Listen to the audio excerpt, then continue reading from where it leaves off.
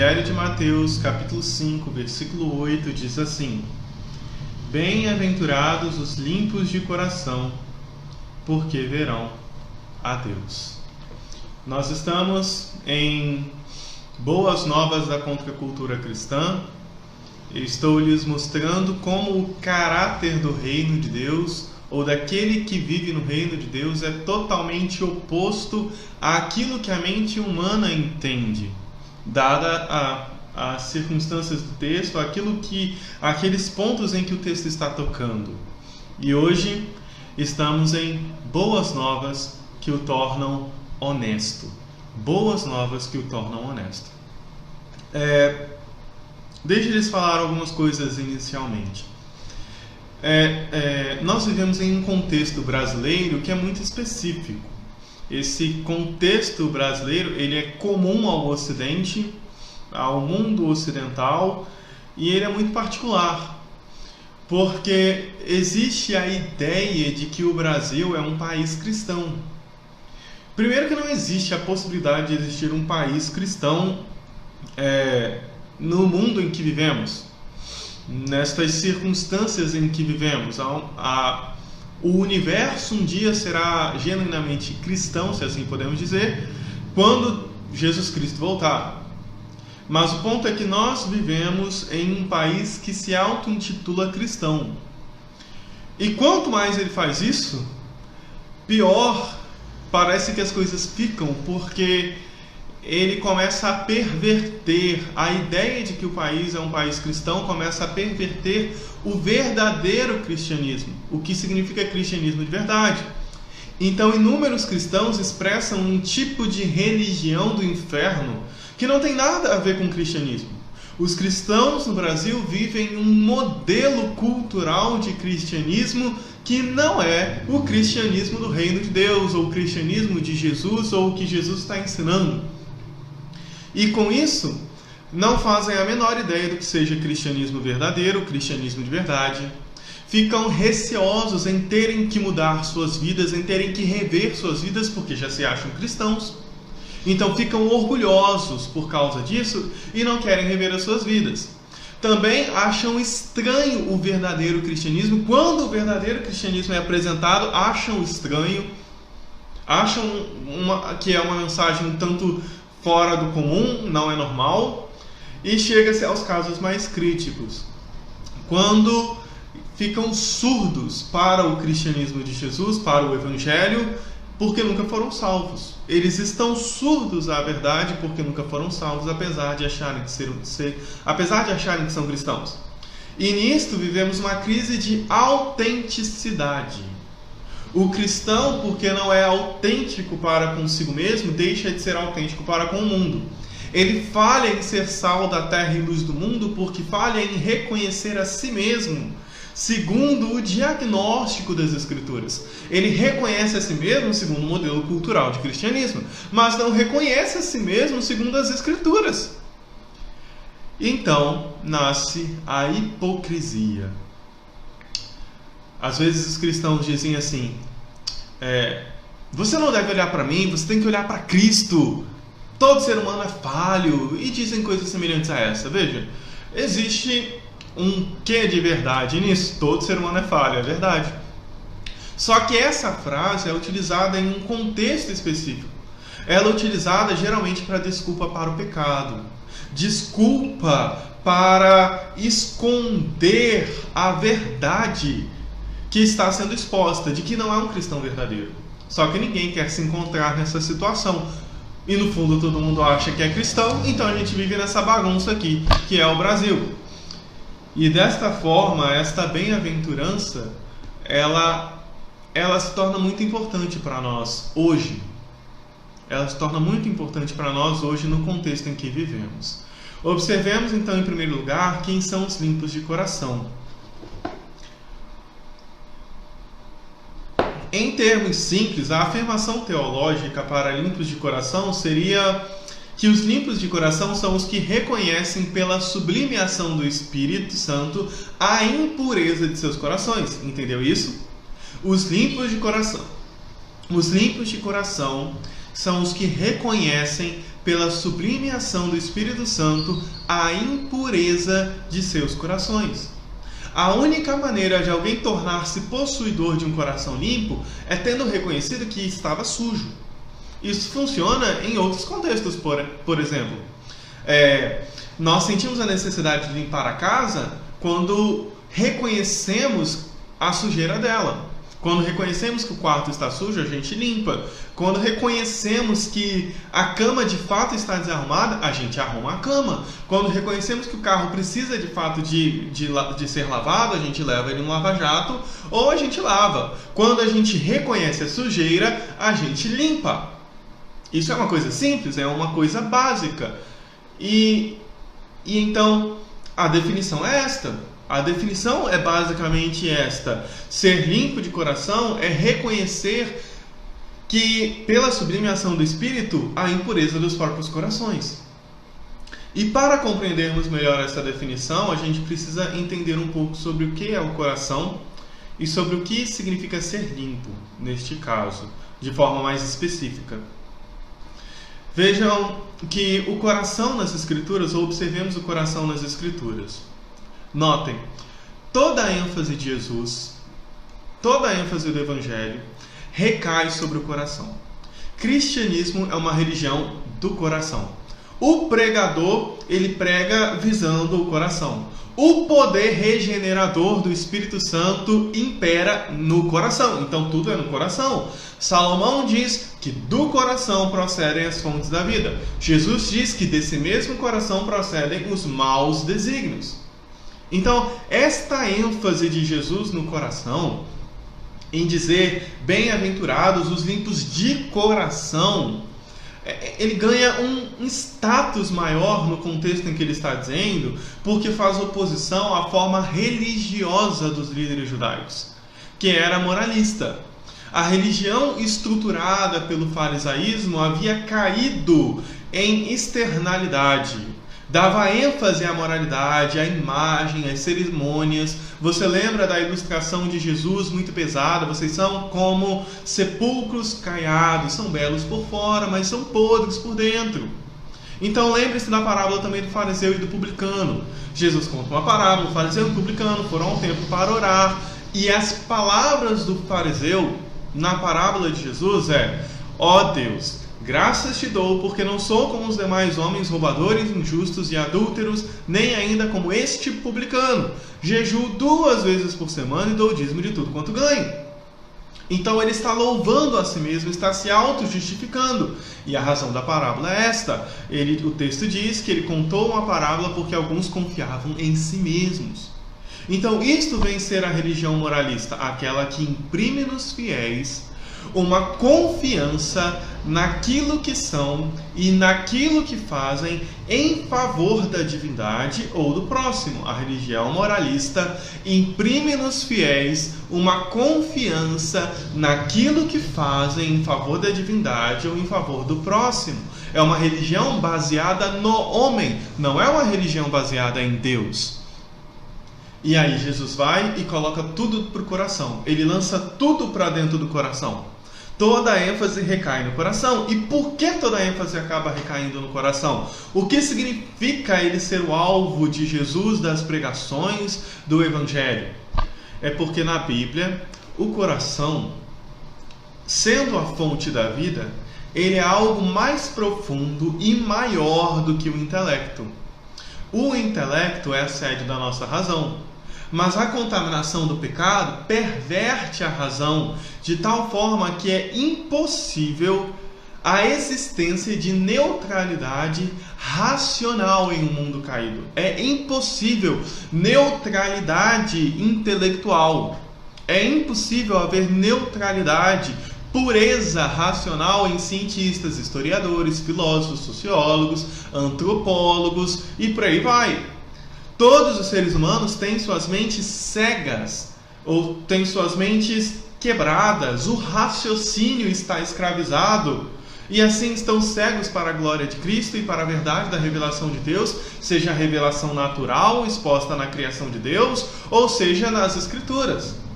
Certamente, a educação, ela restringe as manifestações do pecado no ser humano e na sociedade. E por isso é tão importante ao nosso país ter uma educação de qualidade. Porém, a educação não salva. E não chega nem perto. E do mesmo modo, também não basta ao ser humano, por causa disso, apenas conhecer as verdades acerca do Evangelho. Ele precisa nascer de novo. Então é algo mais profundo do que o intelecto. Também é algo mais profundo do que a vontade e do que o comportamento. A vontade é a sede de nossos impulsos, de nossas ações. É quando a gente diz, eu quero isso, eu vou fazer isso. E eu me empenho nisso e me dou a isso e me entrego a isso. Mas a contaminação do pecado perverte esse aspecto da vontade humana, do ser humano. Como consequência, a autonomia, ou seja, a liberdade, é impossível em um mundo caído. Paulo diz que o pendor da carne é inimizade contra Deus, ou seja, a vontade do ser humano está contaminada pelo pecado. Então aquilo que ele chama de livre-arbítrio é contaminado, é manchado pelo pecado. A disciplina, ela trabalha nessa área. Punição, disciplina, correção, restringem as manifestações do pecado, seja numa criança, seja num adolescente, ou seja num adulto. E da mesma forma que a educação, ela tem o poder, a disciplina tem um poder de trazer um benefício comum. Ambas devem trabalhar juntas. E isso também é muito necessário no país. Disciplina é algo necessário neste país. A criminalidade está em níveis críticos. Mas a disciplina não salva. Cadeia, multa, prisão perpétua, pena de morte, qualquer coisa do tipo não salvam a alma de um ser humano. Não salvam. Ele precisa nascer de novo. A sociedade é escrava. Ou, como diz Lutero, ele nasce escravo. No caso, tem um tratado teológico de Lutero, nascido escravo. Porque o ser humano nasce com a vontade escravizada pelo pecado. Por isso estou dizendo que o coração é mais profundo do que a sua vontade de fazer alguma coisa. E naturalmente também, o coração é algo maior e mais profundo que as emoções. O coração é algo mais profundo que os sentimentos. Nossos dias tem sido a base para a tomada de todas as decisões. Ela tem sido utilizada como um meio para definir o que é racional e para definir o que você tem que fazer. Ela impulsiona a mente e impulsiona a vontade. Mas, ainda que seja utilizada de forma errada, este aspecto do ser humano não pode ser negligenciado. Quando amamos algo, nós somos impulsionados a nos doarmos àquilo. E quando amamos boas causas, por exemplo, somos levados a lutarmos por aquilo. Mas isto não salva. Desta forma, ter sensações com Deus, algum tipo de êxtase espiritual, que é estranho à obra do Espírito apresentada pelas Escrituras, não salva e não é sinal de salvação. A pessoa precisa nascer de novo. E o coração, então, com isso, é algo mais profundo do que o intelecto, do que a vontade, do que as emoções. Na verdade, o coração, ele sustenta esses três aspectos do ser humano. E ele lança ou ele influencia esses três aspectos do ser humano. Se temos um intelecto corrompido, uma vontade escrava e emoções, sentimentos pecaminosos, afeições pecaminosas, desejos pecaminosos, é porque algo embaixo, mais profundo do que esses três aspectos do ser humano, está contaminando isso. E esse é o coração. Esse é o coração nas Escrituras. É algo tão profundo, mas tão profundo, que apenas Deus consegue tocar naquele lugar. Por isso Salomão diz que é a fonte da vida. E por isso que Jesus diz que é de lá que procedem adultérios, corrupção, homicídios e tudo mais. Ele é a fonte de toda a vida do ser humano. E por causa disso também, é a fonte de todos os seus problemas. Como um câncer, o pecado reside no coração e por isso contamina tudo o que significa ser humano. Por isso também chamamos essa doutrina de depravação total, porque contamina a totalidade do ser humano. O pecado contaminou o homem de tal forma que deixou sua fonte terrivelmente contaminada. Enganoso é o coração do homem, mais do que todas as coisas, ele é desesperadamente corrupto. É o que diz o profeta Jeremias no capítulo 17. Então este é o coração, é a fonte da vida do ser humano que está contaminada pelo pecado. Vive em uma profunda escuridão, existe nele um vazio do tamanho do universo. Mas bem-aventurados são os limpos de coração. Não são os limpos de intelecto, de vontade ou de emoção. Bem-aventurados são os que são os limpos na fonte da vida. E assim, agora consideremos o que vem a ser limpos.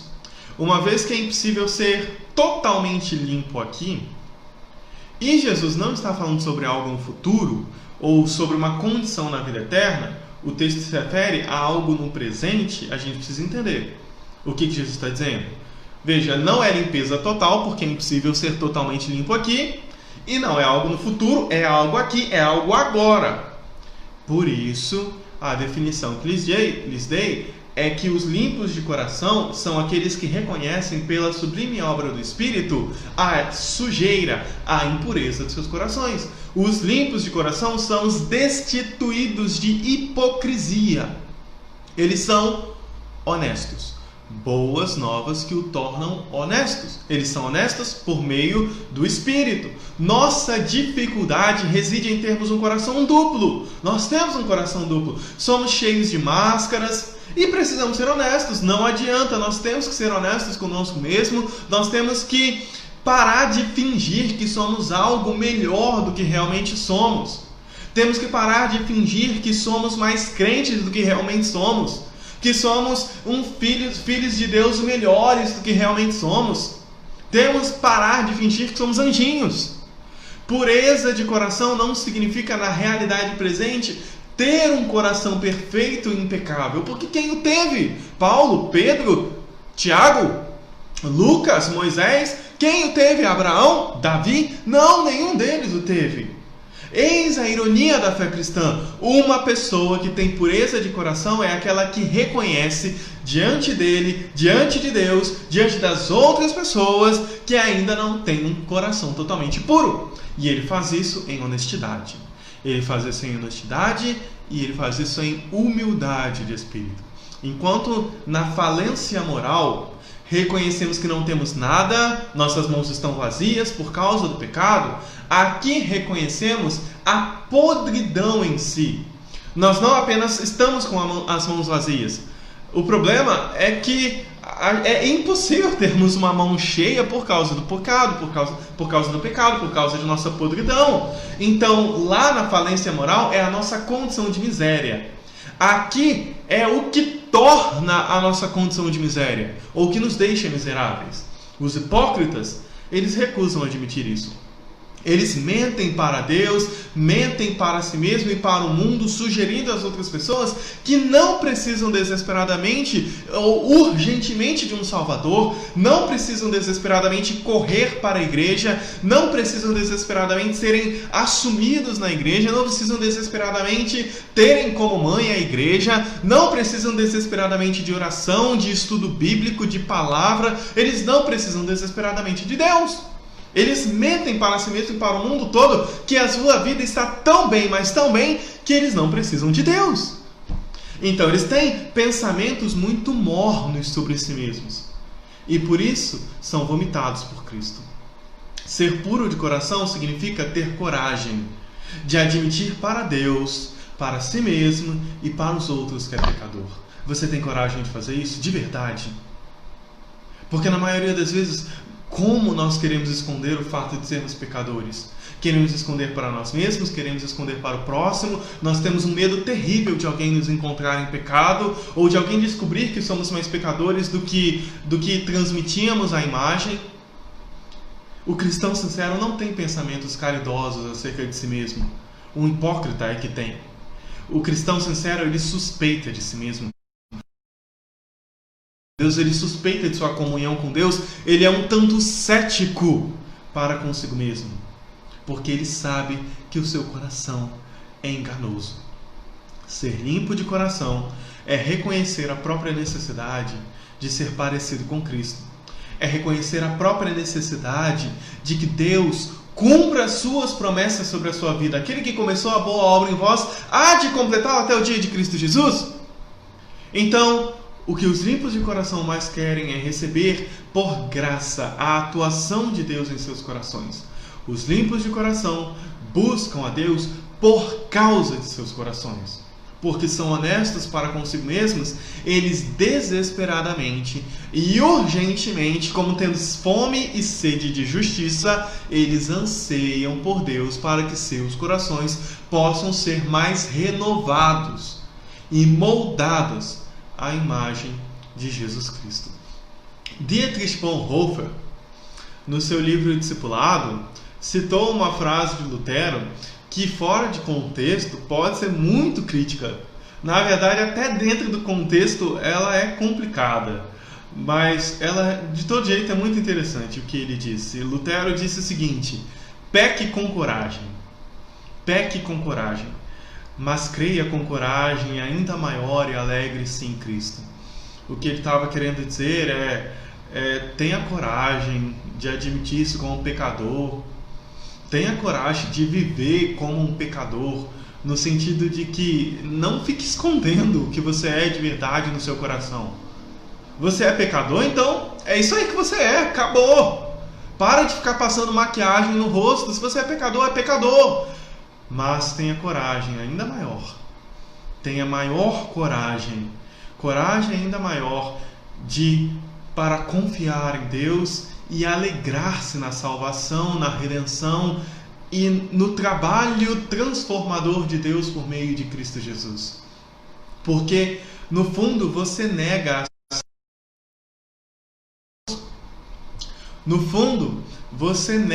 a salvação quando nega a si mesmo como pecador. Agora, em segundo lugar, observemos como nossa cultura lida com este conceito de limpos de coração, com essa ideia de honestidade para a nossa condição de pecador. Jesus está dizendo que os limpos de coração são aqueles que são honestos para com a sua condição de pecado. Ok, eles são honestos para com Deus, consigo mesmo, eles são honestos com o próximo, eles não têm medo de se verem como pecadores. Agora, considerando que a nossa cultura rejeita a Deus, apesar dela se achar muito crente, mas ela rejeita a Deus, e ela rejeita a ideia do ser humano ser totalmente depravado. Ela rejeita a ideia de ser humano ser corrupto, ou ser totalmente contaminado pelo pecado. Ela rejeita essa ideia. E assim ela lida com a honestidade para consigo mesmo, aprovando as manifestações do pecado. Nossa cultura, na verdade, elimina a ideia de pecado e define esta honestidade como autoaceitação. Ela diz: você tem que se aceitar do jeito que você é, e ponto final. Acabou. Logo, por consequência, se você tem o temperamento X, você não tem que mudar isso. Não pode mudar isso. Se as suas amizades querem que você mude, não são seus amigos de verdade. Se seu marido quer que você mude, ele não te ama de verdade. Ou se ele espera que você mude em algum comportamento, em algum caráter, em alguma área de seu temperamento, em alguma atitude, ele não te ama de verdade. Se você, ou assim também com sua esposa quer que você mude, é porque ela não te ama de verdade. Porque você é assim. Então, você não pode mudar. Você tem que se aceitar do jeito que você é. Se você tem temperamento X, as pessoas têm que te aceitar do jeito que você é. Se você está em um relacionamento gay, você não pode sair dele. Não pode. Porque alguém disse que isso é errado. Que razão há? Você tem que se aceitar do jeito que você é. Você é assim. Você nasceu assim. Não é errado. Se você é teimoso, se você é ciumento, se você é orgulhoso, se você é ganancioso e etc., as pessoas têm que te aceitar do jeito que você é. Por que você teria que mudar? Você não pode mudar. Esse é você. Você tem que ter autoaceitação, autoafirmação. Você tem que se olhar no espelho e dizer: é isso que eu sou. Nossa cultura reprime a ideia de mudança pessoal, a não ser que seja para libertar vontades reprimidas, a não ser que seja para libertar vontades pecaminosas, e então isso irá causar naturalmente mudança no ser humano. A não ser que seja isso, ela reprime toda forma de mudança. O que ela quer, na verdade, é lhe dizer que o ser humano não muda. E ele não deve buscar a mudança. Ele deve se aceitar do jeito que é. Então, enquanto a honestidade cristã impulsiona, significa reconhecer a sujeira do pecado, a honestidade secular impulsiona o indivíduo à idolatria do eu. Naturalmente, a idolatria do eu, a idolatrar a si mesmo, porque nega a corrupção do pecado. A honestidade cristã nasce na humildade e gera mais humildade. A honestidade secular nasce no orgulho e gera mais orgulho e mais vaidade, mais adoração ao eu, mais egoísmo, gera mais guerra, gera mais conflitos. É mais pessoas construindo barreiras em si para protegerem seu reino, é mais pessoas maquiando a si mesmos, alimentando seus próprios reinos, que vão sempre entrar em conflito, que vão sempre entrar em choque, e só vão conseguir viver com pessoas, ou seja, ter amizades e relacionamentos duráveis com pessoas que não confrontem seu coração. E é por isso que os relacionamentos hoje em dia, na verdade eu não sei desde quando que isso começou não, mas isso tem aumentado. Os relacionamentos são para buscar pessoas compatíveis. Aí você entra na internet, em site de relacionamento, é para encontrar a pessoa que gosta da mesma coisa, que come a mesma coisa, que escuta a mesma coisa, que veste a mesma coisa. As amizades hoje também funcionam assim. Todo mundo gosta do mesmo ator, da mesma atriz, da mesma novela, do mesmo seriado, da mesma música, do mesmo cantor, sabe? Isso não é errado em si mesmo. O problema é que tornaram a razão disto, ou a base disto, para o relacionamento. Quando existem desavenças, o relacionamento rapidamente se quebra, porque ninguém quer ter que tocar no seu orgulho, porque amam demais a si mesmos, idolatram a si mesmos. É assim que a nossa cultura lida com a honestidade. Agora, por fim, observemos o que recebem os limpos de coração. Os limpos de coração, segundo Jesus Cristo, diz o texto, verão a Deus. Estava lendo o texto errado, desculpe.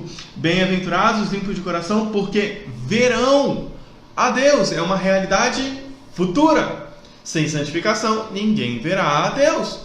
Portanto, a graça do Evangelho garante a todo aquele que é salvo uma purificação total, uma alegria plena, uma beleza plena, uma bênção futura e plena.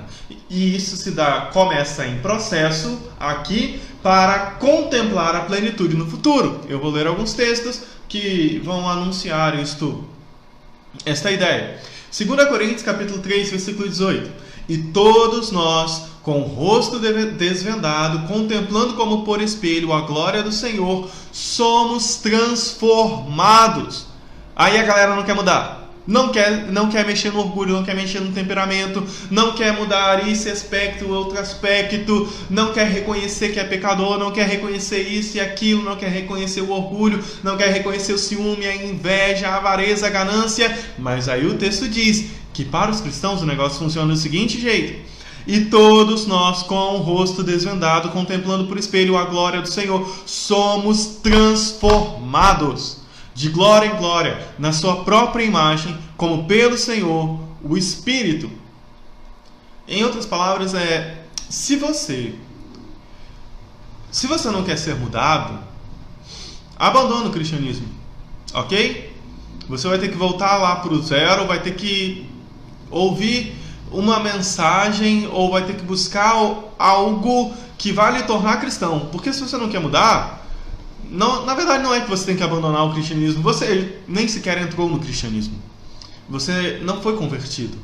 Se você não quer mudar, Não existe reino de Deus no seu coração. Romanos capítulo 8, versículo 29 e 30. Porquanto aos que de antemão conheceu, também os predestinou para serem conformes à imagem de seu Filho. Seu eu, essa imagem que as pessoas querem proteger e manter intacta, este orgulho, este não me toque, no cristianismo é derrubado ao chão a marteladas na cruz. Ele é derrubado no chão a pregos nas mãos. Ele é derrubado no chão a coroas de espinho na cabeça. Porque não é para sermos conformes à nossa própria imagem. É para sermos conformes à imagem de Cristo, a fim de que ele seja primogênito entre muitos irmãos. Então diz o texto: e aos que predestinou, a esses também chamou, e aos que chamou, a esses também justificou, e aos que justificou, a esses também glorificou. Está garantido pelo Evangelho, pela morte de Cristo, por Deus, por sua fidelidade e promessa, glorificação a todos os salvos. Está garantido. É impossível que não sejam glorificados. Então, verão a Deus, encontrarão uma purificação total. Filipenses 1,6: estou plenamente certo de que aquele que começou boa obra em vós há de completá-la até o dia de Cristo Jesus. Se Paulo estava certo que Deus vai fazer isso, quem sou eu para dizer que ele não vai? Quem sou eu para dizer que um dia é possível que eu perca a salvação, que eu perca o céu, que tudo venha por água abaixo? Se Paulo tinha essa certeza de que Deus começou e ele vai acabar e ponto final, estou seguro em Deus, eu não posso pensar diferente dele, naturalmente. Hebreus capítulo 10, versículo 14: porque com uma única oferta aperfeiçoou para sempre quantos estão sendo santificados. Ele aperfeiçoou os que estão sendo santificados. Quer dizer, está garantido.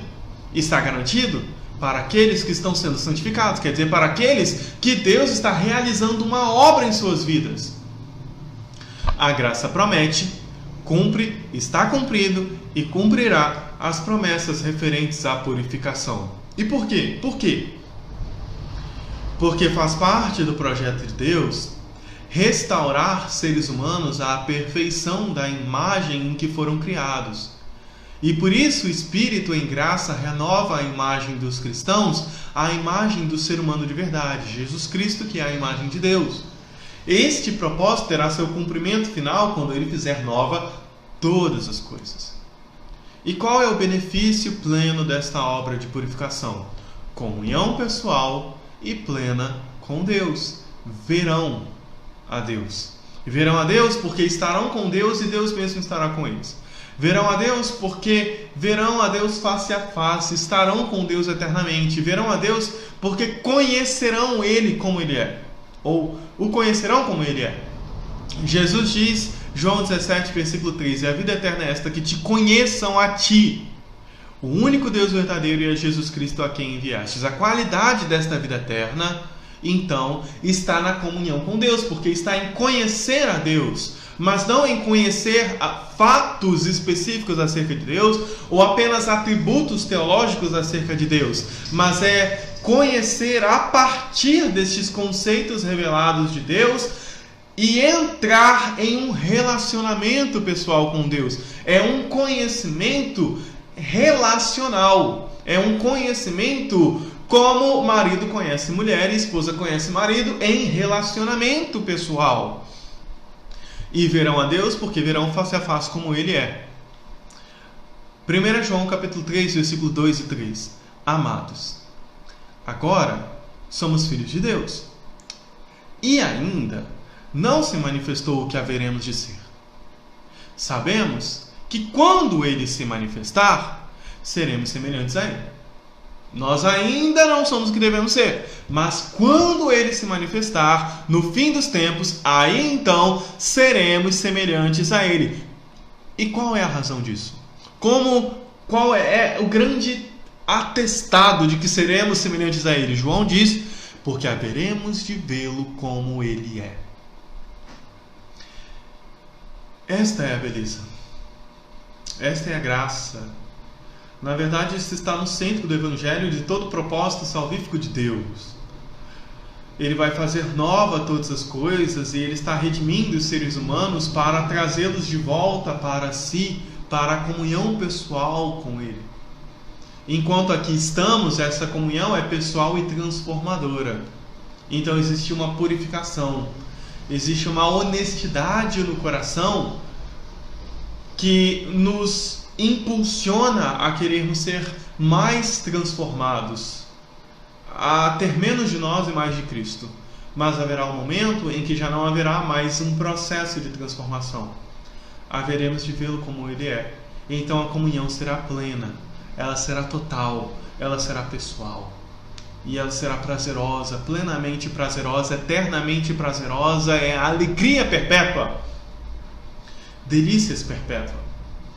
É a promessa do Evangelho. E isso é maravilhoso para aqueles que sabem que seus corações são impuros. Para aqueles que reconhecem a miséria de suas almas, isto é maravilhoso. Porque nunca mais serão assim. E então poderão se deliciar em Deus eternamente. É a alegria do Evangelho. Isto são boas novas. Boas novas que te tornam honesto. Que Deus lhe abençoe, meu querido. Que Deus abençoe a igreja amada. Que Deus abençoe a você que não é membro da Igreja Presbiteriana em Mimoso do Sul e está conosco neste estudo bíblico. E nós vamos ao Senhor em oração nesse instante.